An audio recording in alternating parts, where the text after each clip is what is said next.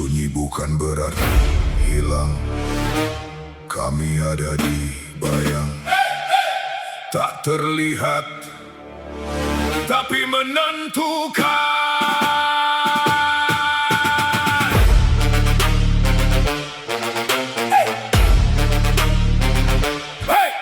Langkah tanpa suara, malam jadi saksi. Gerak penuh hitung, bukan mengumbar aksi. Napas terkendali, mata tajam baca situasi. Satu detik lengah, ancaman untuk punah. Bukan cari nama, bukan haus pujian. Kami ada di garis, tanpa tepuk tangan. Hitam jadi warna, sunyi jadi kawan. Datang tanpa jejak, pulang bawa kemenangan. Terlihat tapi terasa, tak bersuara tapi berdaya. Semua terukur, semua terjaga. Satu tujuan Indonesia. Saya mengucap janji sebagai seorang prajurit, bukan tentang taktik atau strategi, tapi tentang kesetiaan, pengabdian kepada bangsa dan negara. Tapi di balik seragam ini, aku punya janji yang lain. Janji untuk pulang. Janji untuk keluarga kecilku. Janji yang sama beratnya. Dan terkadang, kedua janji ini memanggil di waktu yang bersamaan. Mas, besok jadi nengokin Anyel ya? Sebuah janji kecil untuk membayar rindu yang seringkali tertunda oleh seragam ini.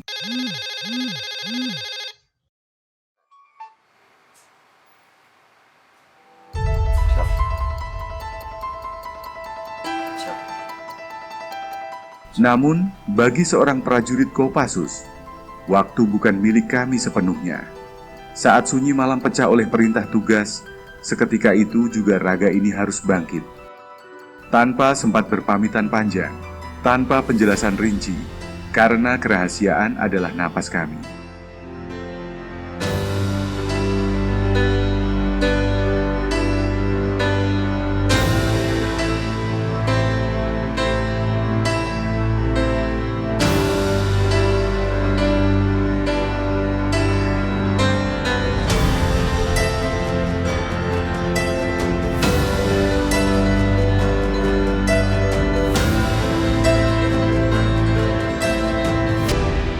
Di tengah rimba, saat peluru dan doa menjadi kawan setia, layar ponselku mungkin berkali-kali menyala dengan namamu.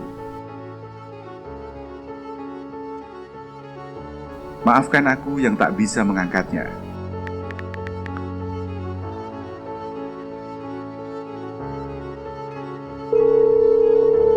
Bukan karena tak rindu, tapi karena keselamatanku dan tim adalah cara terbaik agar aku bisa menepati janji untuk pulang.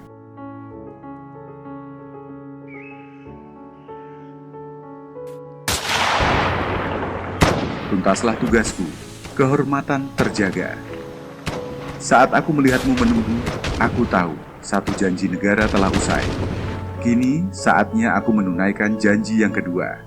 Karena prajurit sejati adalah dia yang tak pernah melupakan jalan pulang ke pelukan keluarga.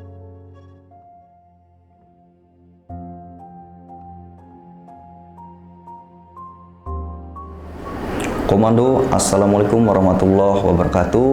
Nama saya Arjun Widodo, pangkat saya Sersan Kepala. Saya berdinas di Batalion 24 Grup 2 Komando Pasukan Khusus. Saya lahir di Banjarbaru, Kalimantan Selatan. Saya anak bungsu dari 2 bersaudara. Ayah saya adalah seorang pengepul barang bekas dan ibu saya adalah ibu rumah tangga. Sebelum menjadi anggota TNI seperti sekarang ini, untuk membantu meringankan biaya sekolah saya dulu membantu orang tua saya dengan cara mengepul barang bekas. Saya mengumpulkan mulai dari kardus, botol bekas, bahkan besi-besi yang ada di sampah-sampah.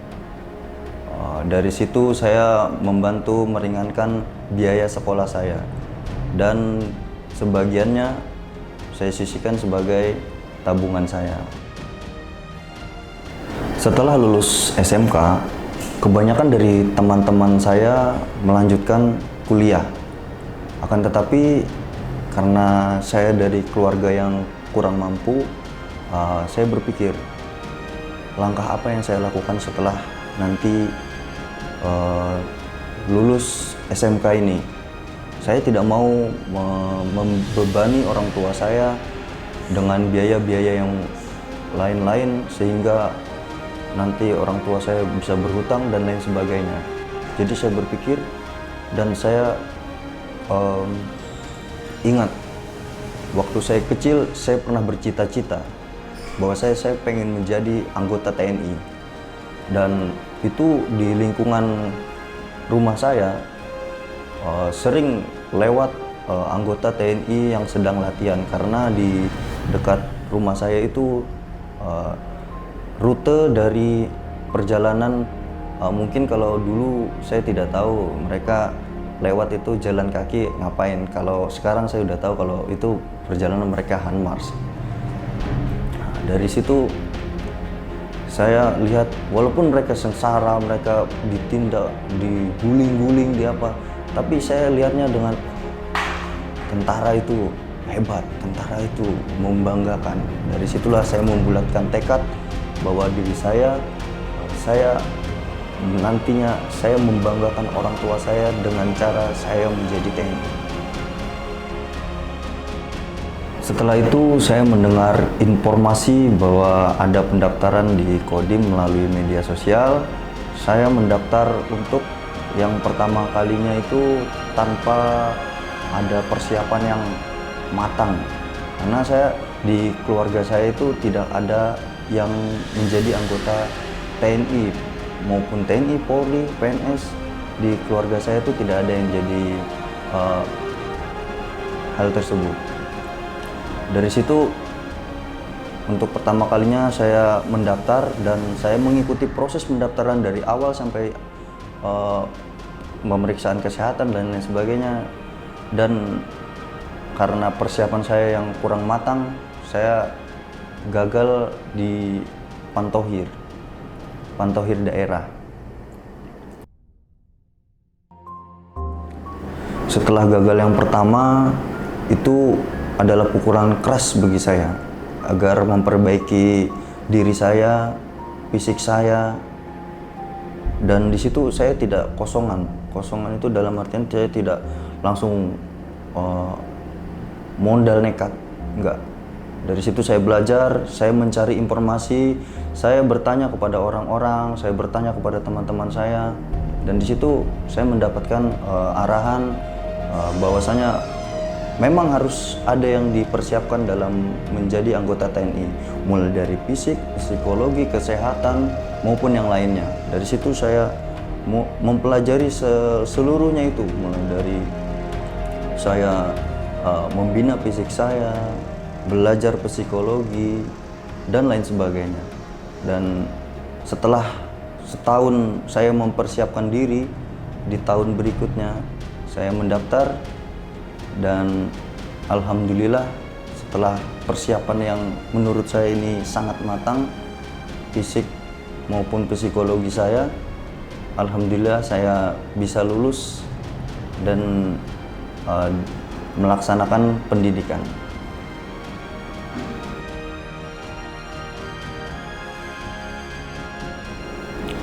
Setelah saya melaksanakan pendidikan pertama, yaitu pendidikan awal, saya lanjut ke pendidikan infanteri.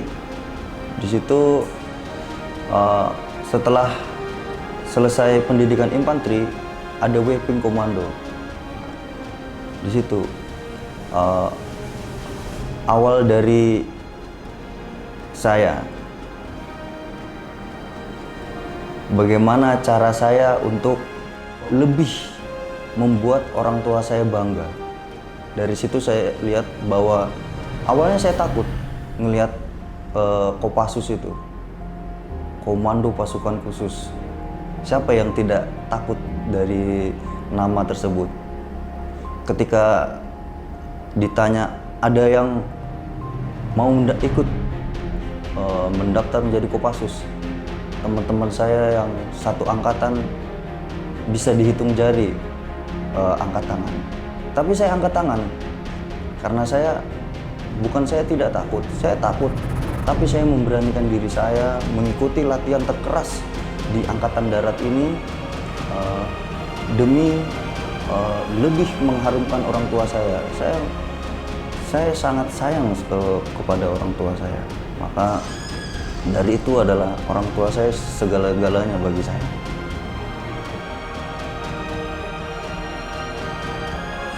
Setelah terpilih menjadi calon komando, saya mengikuti pendidikan komando selama 7 bulan. Dan alhamdulillah, walaupun pendidikan itu sangat berat, saya berhasil dinyatakan lulus. Dan akhirnya saya ditempatkan di satuan saya tercinta ini, yaitu Grup 2 Komando Pasukan Khusus. Saya diberi kehormatan, yaitu kehormatan yang tiada duanya, yaitu penugasan. Saya pertama kali tugas, yaitu tugas tempur Nemengkawi 4 di Papua. Di sana saya melaksanakan penyergapan dan lain sebagainya.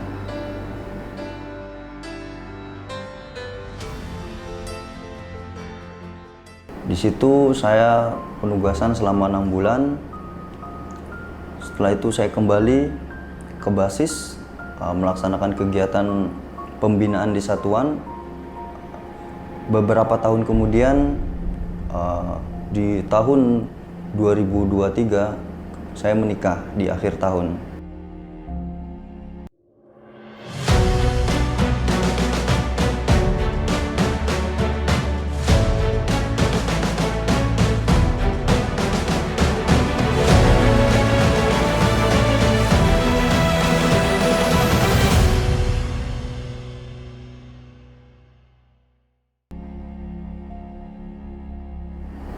Tiga bulan berserang, saya diberikan kehormatan kembali untuk penugasan yang kedua, yaitu penugasan Satgas Mandala 5. Di sini berbeda dengan penugasan saya yang pertama. Kalau penugasan saya pertama adalah yang saya dapat bagaimana caranya disiplin tempur maupun disiplin gerakan. Nah, di sini berbeda dengan penugasan pertama. Saya dibuat sebagaimana rupanya kita harus berbaur dengan masyarakat, karena Satgas kedua ini adalah Satgas intelijen. Singkat cerita, saya berangkat tahun 2024 ke Timika. Di situ saya dilanjutkan untuk mengeksplor ke daerah lebih dalam, yaitu target kita Pangkodam. Jadi saya ditempatkan di pegunungan. Di situ saya bersama rekan-rekan saya. Ada beberapa hal yang membuat kita harus berhati-hati di sana karena banyaknya yang ada di sana maupun aktivitas-aktivitas yang ilegal, sehingga kita harus waspada dan hati-hati. Untuk Satgas Mandala 5 ini saya tergabung sebagai tim sus Mandala. Jadi tugas kami bukan hanya untuk menggalang, akan tetapi kita mengeksekusi. Jadi kita menggalang orang, kemudian target kita yang eksekusi. Di bulan pertama, kedua, ketiga, kita fokus untuk mencari informasi tentang target kita. Kemudian di bulan ke-4, ke-5, kita mendapatkan informasi bahwasanya target kita itu berpindah tempat ke daerah. Jadi di sana saya bersama tim sus Mandala 5 bergerak berpindah ke daerah untuk mengejar target yang ditargetkan oleh Satgas. Kemudian tidak waktu untuk berbaur dan mencari informasi itu tidak sebentar. Jadi berbulan-bulan kita di sana melakukan penggalangan, mencari informasi, dan akhirnya hampir di akhir penugasan kita baru mendapatkan informasi konkret tentang target kita. Akan tetapi ada sedikit perubahan.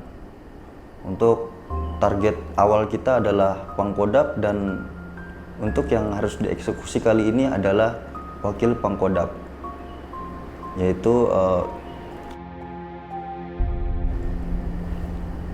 di situ informasi awal yaitu dari rekan kita sendiri yang tim sus yang udah pernah mandala sebelumnya, yang pernah menjalin kontak dengan dia, yaitu rekan saya. Dan di situ adalah mereka menjalin kontak terlebih dahulu ke target, menjanjikan bahwasanya ada proyek yang akan dilaksanakan ke depannya. Dan OPM itu tergiur kalau masalah tentang uang. Bukan hanya mereka mencari kebebasan, akan tetapi mereka juga tergiur dengan apabila ada proyek-proyek. Nah, dari situ kita berkaper sebagai proyek dan memancing mereka dengan memberikan beberapa kali kita transfer mereka, mulai dari 10 juta, 15 juta, kita beberapa kali agar mereka tertarik dan terpancing oleh kita. Jadi saya berbagi tugas bersama rekan-rekan saya yang tim sus. Beberapa kali kita melaksanakan penggalangan kepada target maupun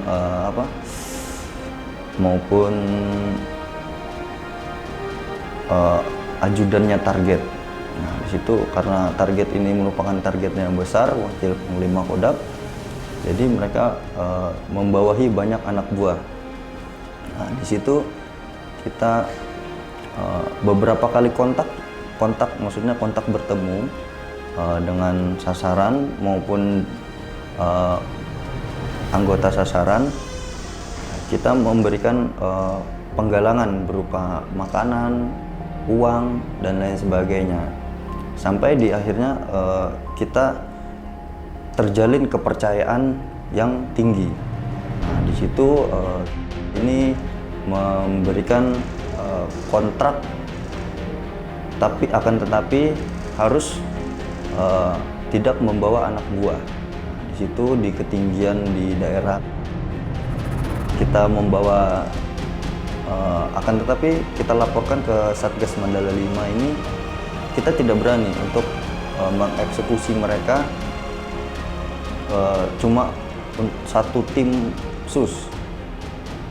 Nah, dari situ kita berkolaborasi dengan Raja Wali III, kita merencanakan penyergapan. Setelah koordinasi dengan target dan sasaran, beberapa kali sebelumnya gagal karena beliau sasaran ini tidak mau ditentukan lokasi dan tempatnya, karena mungkin karena mereka punya insting, jadi mereka tidak mau diatur tempatnya karena mereka juga takut. Nah, dari situ rekan saya ini meyakinkan kembali bahwasanya kita ini tidak apa-apa, kita tidak membuat mereka takut. Nah, jadi kita meyakinkan mereka, kemudian dan terjadilah deal di lokasi yang kita tentukan, akan tetapi jamnya mereka yang menentukan.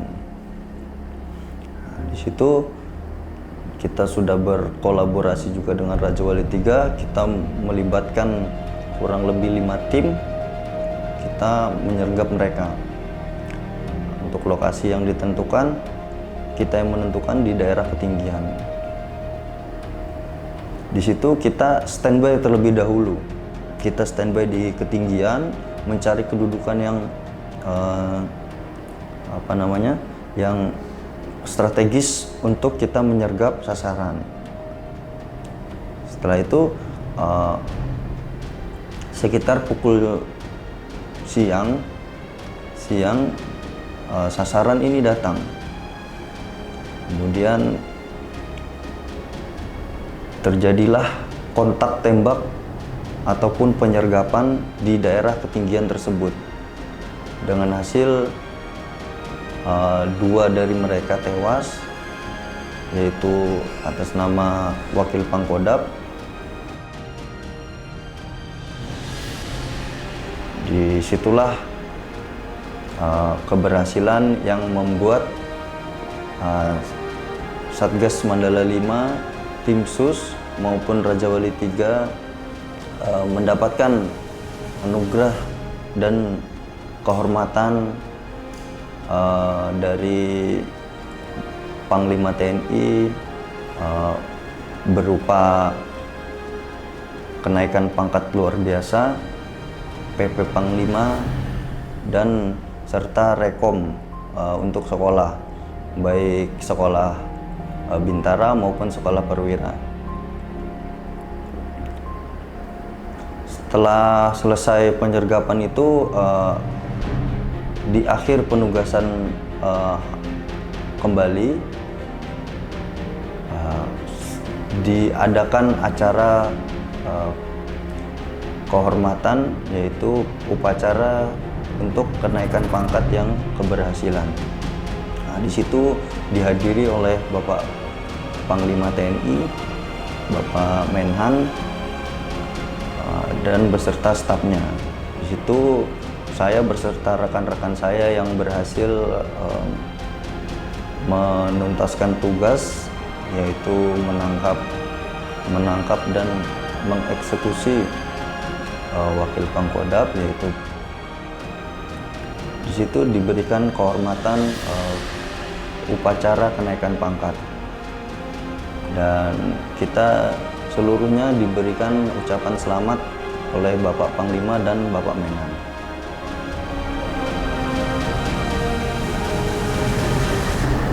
Bagi kami, setiap perintah yang dilaksanakan bukan sekedar tugas, tapi adalah suatu kehormatan. Keberhasilan bukan hanya tentang kekuatan, tetapi tentang keteguhan mental, disiplin, dan loyalitas. Dalam tekanan seberat apapun, harus tetap tegar, berdiri sebagai prajurit yang tak tergoyahkan. Jaga kehormatanmu, lindungi rekanmu, tuntaskan tugasmu, karena di balik keberhasilanmu ada nama besar yang harus kamu jaga. Kopassus. Berangkat dengan keyakinan, bertindak dengan keberanian, pulang dengan keberhasilan. Komando! Tak semua tahu apa yang kami jalani, tak semua lihat luka yang tersembunyi, tapi satu hal pasti tertanam di hati. Negeri